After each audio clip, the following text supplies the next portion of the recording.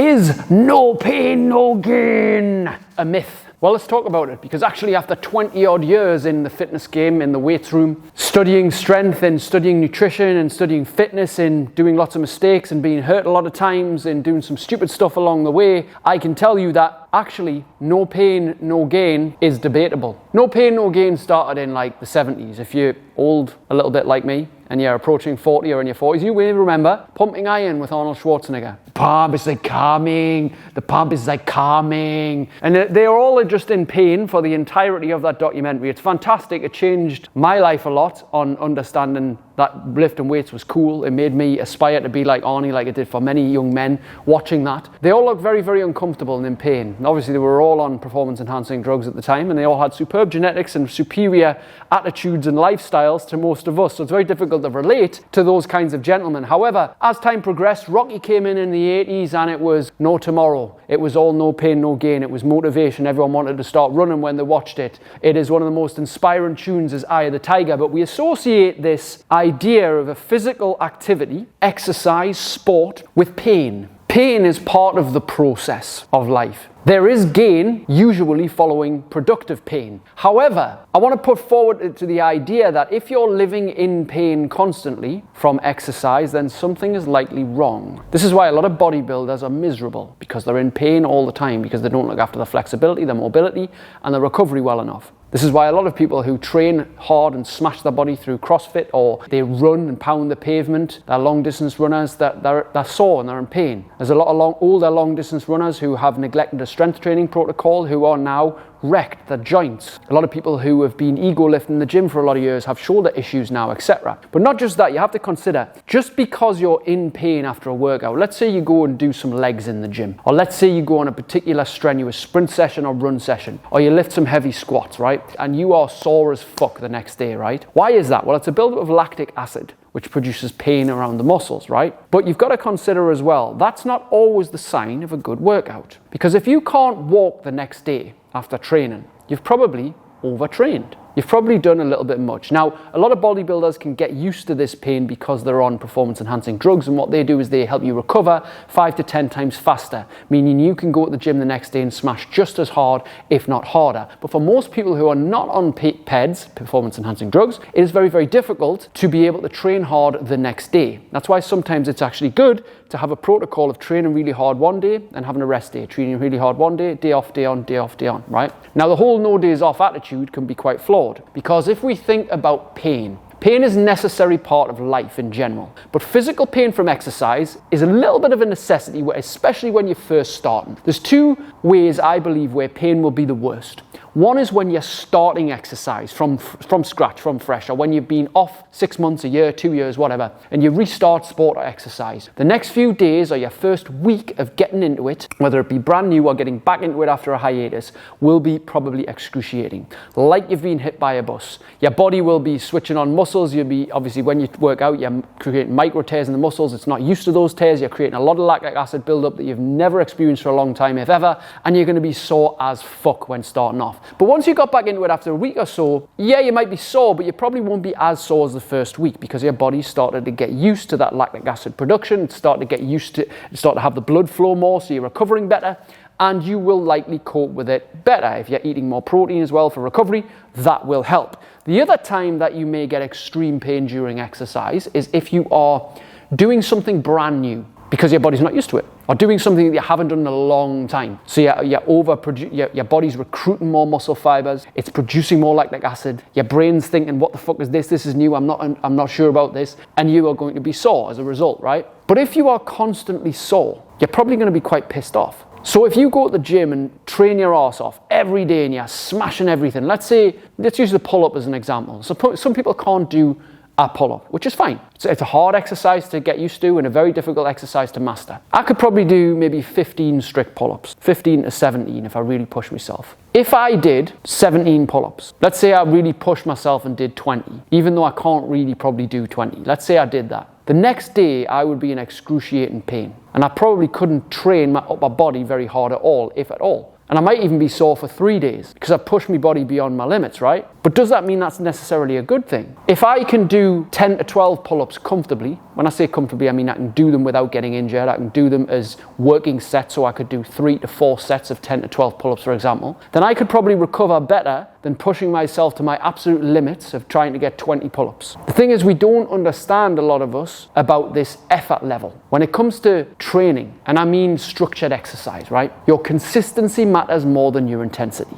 So what this means is if you're trying to push yourself 10 out of 10 effort all the time, you're going to burn out. You're going to get injured, you're going to hurt yourself. And you're going to get frustrated because you'll start to notice, if you're a performance junkie like me, like I like to get like one more rep or lift an extra kilo or 2 of weight. Every time I come in the gym, I like to do something 1 better. If I push my absolute max every single time and I don't allow myself to cut back a little bit, I will get hurt, and then I'll be off for even longer. And I won't appreciate the gains that I could make by just going 80% rather than 100% all the time. Let me be honest. If you're a professional athlete, even those guys understand the best that they can only go 100% on game day. When it's game day, it's 100%, but the rest of the training, it'll be hard as fuck, but they will have strategic, productive, and constructive rest scheduled in. And they will also know when it's time to cut back. They will know their body. They will be able to say, right, today's a 7 out of 10, and I can't go past an 8, because if I go past an 8 out of 10, I'm likely for injury and I'll cut myself off. But I'm all right because I'm tracking the numbers and I'm getting better. The fact is, we can measure progress in many ways, right? Pain does not mean progress. No pain, no gain has its place, definitely. But if you're always in pain, you're probably overtraining and under-resting.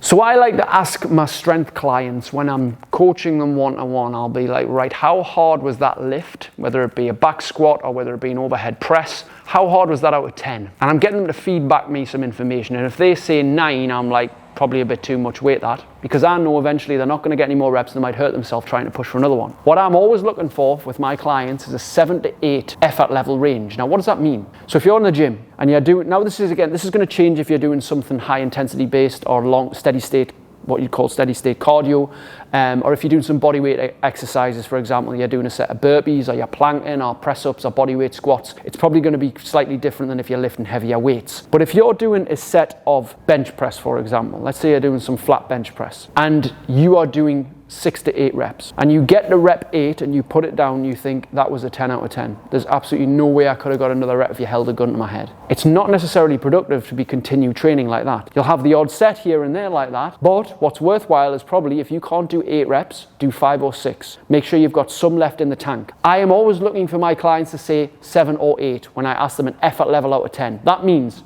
it's a good weight to repeat, so you're not going to get hurt, so you're going to have good technique, and so you're going to feel challenged, but it's also a good way that you can progress through the next week. So we're going to add a kilo, we're going to add a couple of reps on, we're going to add some time on, we're going to add some distance on, whatever that may be. But when it comes to training your body, you do not have to be 10 out of 10. You do not have to push to absolute failure every single time. You don't. Now, if you're a competitive professional bodybuilder, this might be a different conversation, but the majority of people watching this, I'd hazard a guess is to say 99.9% of you are not professional bodybuilders. Neither am I. I'm just a guy who wants to stay fit, strong, and healthy for my entire life, basically. And I'm understanding after several injuries, touch wood, as they say, I've never had to have surgery, but I have had some really severe back injuries, which have caused me to be bedbound for a day or two.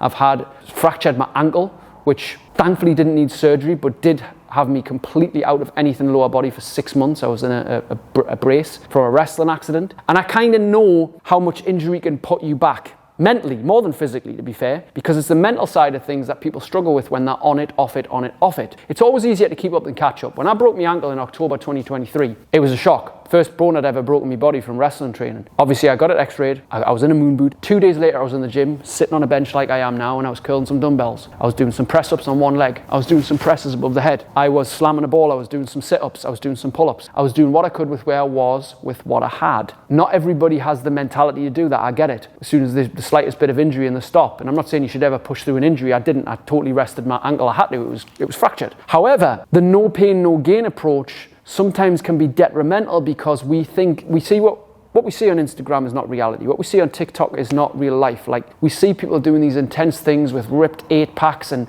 they're slamming balls and jumping in that. Some of them are professional sportsmen. and they're training with absolute intensity, maximum weight, they're snatching 100 and odd kilo above their head, they're doing explosive power moves, they're pushing cars, they're training like an absolute beast mode, fucking fight it. And the fact is, most of that stuff's just for show. They don't actually train like that all year round. That's very, I could do that for a few minutes to look impressive. I could train with a seriously heavy weight and push myself for 60 seconds, but 99% of their training will be controlled, structured, not a 10 out of 10 like we all see. It'll be a 7 out of 10, an 8 out of 10. They'll push themselves, but they'll understand that longevity matters and consistency matters more than intensity. Now, we have a social media craze that's been going on for a long while on the filters and only showing the highlight reel. People forget, like, you never see the boring workouts, do you? You never see the one of someone just chipping away with 5 press-ups, 10 squats, 15 pull-ups, or 15 sit-ups, for example. You never see someone just running around a track for 45 minutes, like the boring stuff that sometimes people have to do when it comes to exercise. Like, sometimes the boring stuff, just getting the reps in, showing up and doing it on the Stairmaster for an hour. You don't see that. You might see 4 seconds of it. But sometimes that's what you need for results. Sometimes you just need some steady state stuff where you can show up, do a 5 out of 10 for 30 minutes, 45 minutes, an hour, whatever. Feel good, get moving again. Then you come in the next day, you're feeling fantastic, refreshed, you go 8 out of 10. And there will be times where you might go for a 1 rep max, for example. Not that I'm particularly keen on them these days, because I've tried too much myself, failed, felt shit, also injured myself in the process. And it's all for ego, really. But I think as long as we can notice ourselves feeling some progress, we're doing well. Pain doesn't mean progress, because I have had several trainings where they've been awesome trainings. I've woke up the next day and not really been sore. I've just felt good. Why don't we exercise to feel good? Sometimes we just exercise to try and impress somebody else. And that's not what exercise should be about. It should be a celebration of your body, celebration of what you can do, not a punishment for what you've ate or how you've let yourself go on holiday. Like, yes, you can have that mentality. I've got fuel in my body, I'm fat, I need to sort my act out, I need to kick up the arse. Great, that can be igniter if it gets started, but it'll never keep you going. And the thing is, along the way as well, if you're constantly in pain won't really keep you going. It's a fuel. It's like anger, the frightened self, anger, the frustrated man, anger, the fantastic catalyst, the brilliant spark plug, the amazing igniter, but the shit long-term fuel, because it just burns you out. It makes you bitter, makes you resentful. It doesn't make you happy, it doesn't make you calm, it doesn't make you loving, caring, it doesn't make you like yourself if you're angry for too long. Anger's great at the start, it's fucking fantastic. The ex fucking decided to leave me, I'll fucking show him. That bitch decided to fucking let me go, I'll fucking show her. Look like the fucking Men's Health model next 6 months. You get what I'm saying though, right? It'll be a great starter, but along the way, pain, physical pain, mental pain, it's a great starter, but it's not good long-term fuel. I feel, because I've done this 20 odd years now, I've been through the broken relationships, heartbreak, trying to use that as fuel, and it helps for a while. Anger at somebody else, trying to use that as fuel. Frustration at myself, trying to use that as fuel. But ultimately, I got the best results when I showed up for the love of it. And understand pain is part of the process. Like, I've done some new things with my body this week, so I'm sore. I'm sore and I'm in pain a little bit but there's a difference between pain and there's a difference between being hurt or injured. Pain is part of the process. Being hurt or injured is very much, you should be trying to avoid that. But the thing is as well, as there's also a line between pain and discomfort. And I think exercise is in between these two. Discomfort is what happens during. Pain is usually what happens after, along with discomfort as well. But there's a certain level, this is why we should all be training to a 7 and 8 out of 10 on the effort level scale. Your consistency matters more than your intensity. And if you're too intense, you can't be consistent. If you're too intense, you can't be consistent, because you'll just end up folding because you'll be too tired because you haven't rested enough. You'll be too hurt, so you'll not be sore. You'll be immobile, so you might end up getting injured more likely. You'll tend to neglect things and eat more crap because you feel bad about yourself. Whereas if you feel full of energy and quite subtle, and although you might be in a little bit of pain, if you move for the love of it, then the pain, number one, you don't feel it as much. Number two, you're not focused on thinking that wasn't a good workout because I'm not in pain. You will be in some certain level of discomfort and pain at times. And no pain, no gain has its place, but it's not a life philosophy. Do you know what's a better life philosophy? Movement is medicine. And even if you're in pain, move, stretch, go out for a walk, lift some light weights, do some short body weight stuff, do something, swim, climb, dance, martial arts. Movement is medicine. Health is wealth. Those are my two life philosophies now. But years ago, it used to be No pain, no gain. Smash the day. Beast mode. Has its place, but really it's just social media fucking bollocks. One of the best things you can do to look after your physical and mental health is stay consistent and stop fucking catching up all the time. The reason why you're catching up is because you're trying to go too intense. You're trying to keep up with those 20 years younger than you. You're trying to look at what you see on Instagram and think, that's not good enough. I've got to train like that to get results. You don't. Do you have to put effort in? Abso-fucking-lutely. Do you have to sweat? Abso-fucking-lutely. Do you have to be in discomfort? Abso-fucking-lutely. Will you experience pain along the way? Abso-fucking-lutely. But no pain, no gain should never be a life philosophy, especially when you're approaching 40 and beyond. Leave that for the 20-year-olds. You older people who are watching this, who are likely in your late 30s, 40s, beyond, you need to get rid of that no pain, no gain philosophy. I will occasionally say it sometimes as a nice reminder that if you're never in pain, ever, you're probably not maybe pushing hard enough, But at the same time, if you're always in pain, you're pushing too hard. This is why people like all or nothing people are all in, smashing their body, and they're knackered after 4 weeks. Who can do it 4 months and 4 years later and 40 years later? I want to be that guy. I want to be that guy who can just keep going and who never ever has to catch up, who just keeps up. And it's not because I'm special, it's because I've developed a way of life, a philosophy that I show other people how to develop as well. Movement is medicine and health is wealth. Being kind to yourself, being all right with taking your foot off the gas. If you have a knackered shoulder, doing lower body stuff. If you have a knackered knee, getting a lot more upper body things in, looking at where you are, doing what you can with what you've got, never being harsh on yourself, being fucking kind to yourself, man. Appreciating that you're not 20 years younger like you used to be. You don't recover as well.